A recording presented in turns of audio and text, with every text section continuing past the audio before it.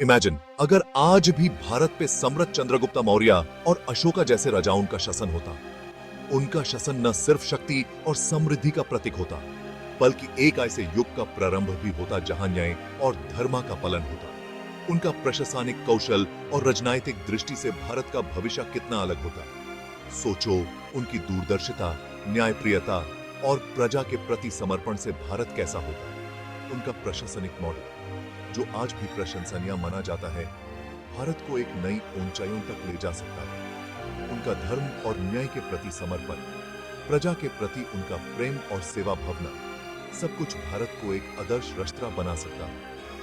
ये एक अद्भुत कल्पना है जो हमें गौरवान्वित करती है और साथ ही भविष्य के लिए प्रेरित भी करती है। हम सोचने पे मजबूर हो जाते हैं कि अगर आज भी उनका शासन होता तो भारत का समझ और संस्कृति कितनी प्रगतिशील होती। उनका योगदान न सिर्फ राजनीति में, बल्कि कला, विज्ञान और सामाजिक सुधार में भी अमूल्य होता। क्या यह भारत फिर से सोने की चिड़िया कहलाता? क्या हमारी अर्थव्यवस्था इतनी मजबूत होती कि विश्व भर से व्यापारी और यात्री भारत आते?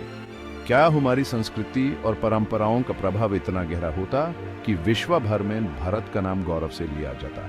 क्या हमारी संस्कृति और ज्ञान का डंका पूरे विश्व में बजता? क्या हमारे विद्वान और ऋषियों का ज्ञान विश्व को प्रकाशित करता? क्या हमारी शिक्षा और विज्ञान के क्षेत्र में प्रगति इतनी अधिक होती कि भारत विश्व का ज्ञान का केंद्र बन जाता? यह सवाल हमें सोचने पे मजबूर करते हैं कि प्राचीन भारत की गौरव गाथा क्या वाकई सिर्फ इतिहास के पन्नों तक सीमित रह गई है, या फिर हम आज भी उनके आदर्शों और सिद्धांतों को अपना कर एक नए भारत का निर्माण कर सकते हैं। यह एक ऐसा सपना है जो हमें अपने इतिहास से जोड़ने के साथ साथ अपने भविष्य को भी रोशन करने का मार्ग दिखाता है। हमारे पूर्वजों का योगदान, उनका त्याग और उनकी मेहनत सब कुछ हमें प्रेरणा देते हैं कि हम भी अपने देश को उन्हीं ऊंचाइयों तक ले जा सकते हैं। आज भी हमारे पास वही संस्कृति, वही ज्ञान और वही उत्साह है जो हमें अपने देश को प्रगति के पथ पर ले जा सकता है। हमारे पूर्वजों ने जो बुनियाद रखी थी उस पर हम एक नए भारत का निर्माण कर सकते हैं। यह एक कल्पना है, पर यह कल्पना हमें अपने इतिहास से जोड़ने और अपने भविष्य को रोशन करने का एक अवसर भी देती है। तो आइए हम सब मिलकर इस कल्पना को साकार करने का संकल्प लें। अपने पूर्वजों के आदर्शों को अपनाकर अपने देश को एक नए युग की ओर ले जाइए। ये एक कल्पना है, पर यह कल्पना हमें अपने देश के प्रति अपना कर्तव्य याद दिलाती है और हमें प्रेरणा देती है कि हम भी अपने देश को उन ऊंचाइयों तक ले जा सकते हैं जहां हमारे पूर्वजों ने सोचा था। सम्राट चंद्रगुप्ता और अशोका दोनों ही कुशल प्रशासक और न्यायप्रिय शासक थे। इन्होंने अपने समय में न सिर्फ अपने राज्य को एकता में बांधा, बल्कि प्रजा के हित में कई महत्वपूर्ण फैसले भी लिए। चंद्रगुप्ता ने अपने प्रशासन को सुदृढ़ बनाने के लिए चाणक्य के अर्थशास्त्र का सहारा लिया, जबकि अशोका ने अपने धर्म के सिद्धांतों को अपनाया। उनके शासन में प्रजा की भलाई सर्वोपरि थी। हर व्यक्ति को न्याय मिलता था और उनकी सुविधाओं का ध्यान रखा जाता था। गांव और शहरों में सुख शांति का वातावरण था और लोग अपने जीवन से संतुष्ट थे। सामाजिक समरसता और एकता का माहौल था जहां सभी वर्ग के लोग मिलजुल कर रहते थे। अगर आज वे होते तो निश्चित रूप से एक सुदृढ़ और न्यायप्रिय प्रशासनिक ढांचा स्थापित करते। आज के समय में भी उनके सिद्धांतों को अपनाया जा सकता है। उनका प्रशासनिक मॉडल आज भी प्रशासनिक सुधारों के लिए प्रेरणा का स्रोत बन सकता है। उन्होंने प्रजा के सुख दुखों को समझा और उनके समाधान के लिए प्रशासनिक व्यवस्था को मजबूत बनाया। करप्शन का नामोनिशान न होता और कानून का राज स्थापित होता। कानून सबके लिए एक समान होता और किसी भी प्रकार की भ्रष्टाचार की गुंजाइश नहीं होती।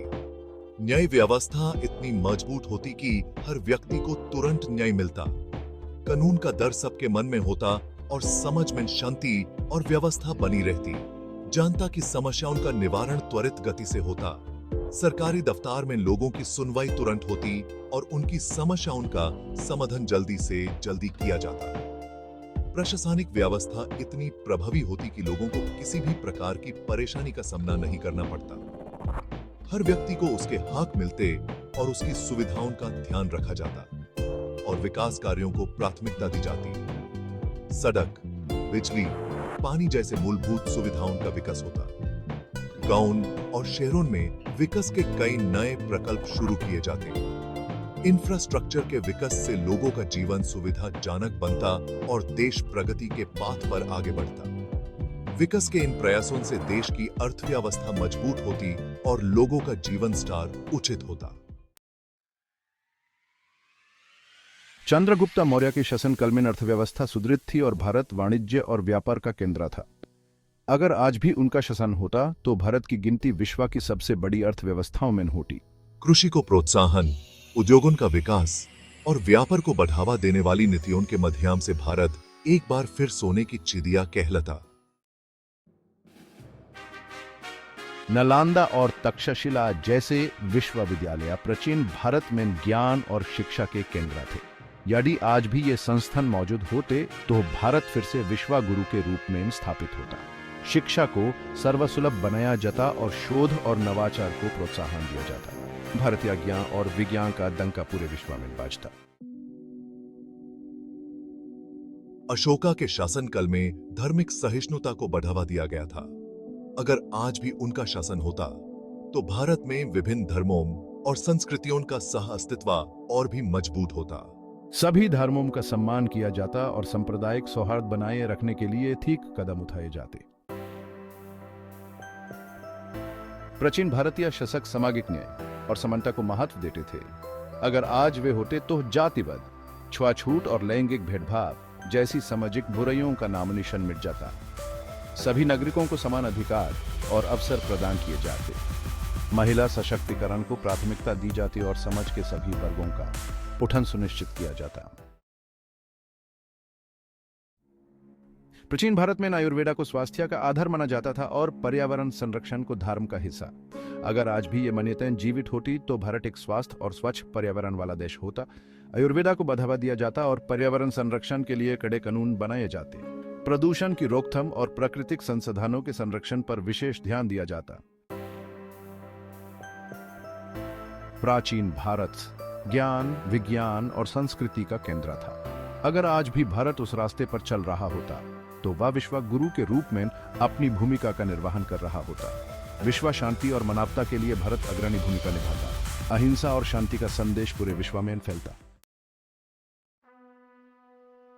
हालांकि यह कल्पना अत्यंत आकर्षक है, लेकिन हमें यह नहीं भूलना चाहिए कि आज का युग बिल्कुल अलग है। प्राचीन शासन व्यवस्था को आज के समय में लागू करने में कई चुनौतियां भी होंगी।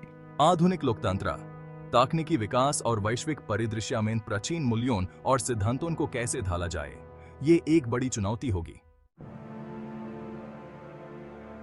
यद्यपि प्राचीन शासन व्यवस्था को ज्यों का त्यों आज के युग में लागू करना संभव नहीं है, प्राचीन भारत के शासन व्यवस्था और उसके नियम हमारे लिए एक आदर्श हैं।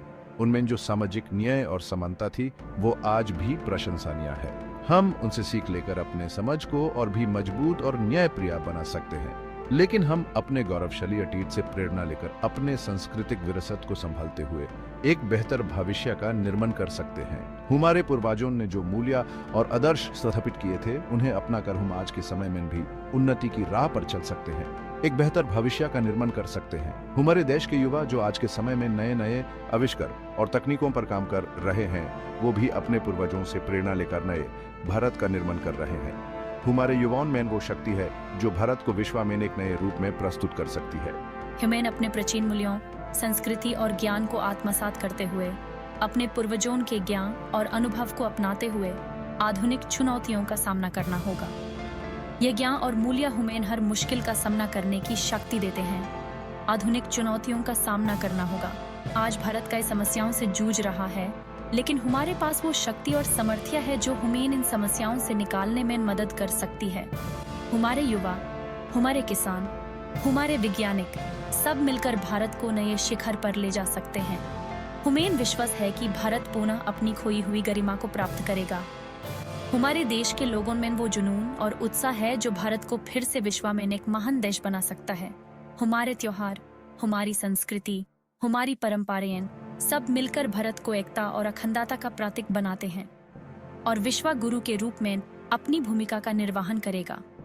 भारत के विद्वान, वैज्ञानिक और छात्र सब मिलकर भारत को विश्व में एक नए रूप में प्रस्तुत कर रहे हैं।